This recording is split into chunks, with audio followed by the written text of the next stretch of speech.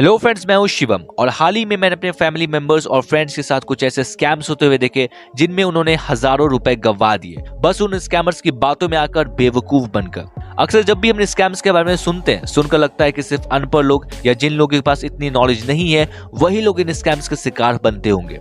लेकिन सच बताऊं फ्रेंड्स, अगर सर्कमस्टांसेस सही है और सही तरीके का टाइम प्रेशर और साइकोलॉजिकल प्रेशर लगाया जाए तो इंसान कितना भी पढ़ा लिखा क्यों ना हो वो इन स्कैम्स का शिकार बन ही जाता है। एग्जैक्टली ये स्कैम्स कैसे होते हैं और आप इससे कैसे बच सकते हैं आज के इस वीडियो में जानेंगे, तो वीडियो के अंत तक बने रहिएगा। ऑनलाइन पेमेंट को समझने से पहले यूपीआई को समझते हैं। यूपीआई यूनिफाइड पेमेंट्स इंटरफेस, ये बेसिकली एक ऐप है जो कि डेवलप की गई है by national payments corporation of India. इसकी मदद से इजीली पैसे ट्रांसफर हो सकते हैं एक बैंक अकाउंट से दूसरे बैंक अकाउंट में इंस्टेंटली, बस एक फोन का इस्तेमाल करके। इसे single Windows mobile payment system भी कहते हैं। इसका एडवांटेज क्या है? वेल, इसका एडवांटेज है कि कोई बैंक अकाउंट की डिटेल या सेंसिटिव इंफॉर्मेशन एंटर करने की जरूरत नहीं पड़ती। ये और भी आसान तब बन जाता है जब आप किसी की क्यूआर कोड को स्कैन करते हो।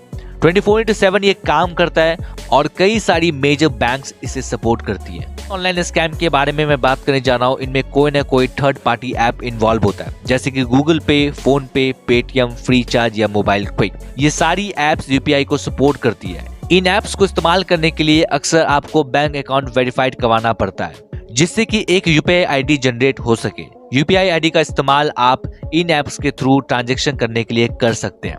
पैसे ट्रांसफर करने के प्रोसेस को थोड़ा सिक्योर बनाने के लिए ये एप्स आपसे कहेंगे 4 डिजिट का यूपीआई पिन बना लो। जब भी आप ट्रांजैक्शन करोगे ये पिन डालना पड़ेगा और पैसे ट्रांसफर। और इसी आसान तरीके से स्कैम हो पाते हैं। एक स्कैमर को क्या करवाना है, बस उसे अपना क्यूआर कोड को स्कैन करवाना है। किसी तरीके से क्यूआर कोड को स्कैन करवा के 4 डिजिट का पिन दबाए और पैसे गायब, क्योंकि उस क्यूआर कोड में दिया गया है कितने पैसे ट्रांसफर होने हैं। तो चलिए इसे एक एग्जांपल से समझते हैं। मान लीजिए आपने एक नया प्रिंटर लिया, अब आप अपने पुराने प्रिंटर को बेचना चाहते हैं तो आपने उसे सेलिंग वेबसाइट पर ऐड लगा के डाल दिया विद प्राइस।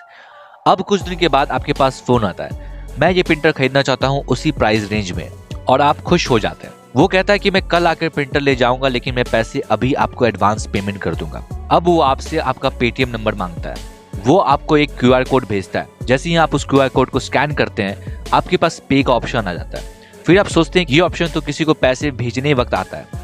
उसी वक्त वो कहता है कि ये नया तरीका है पेमेंट करने का। आपके ट्रस्ट को बिलीव में लाने के लिए वो आपको एक सेकंड क्यूआर कोड भेजता है 5 रुपए का।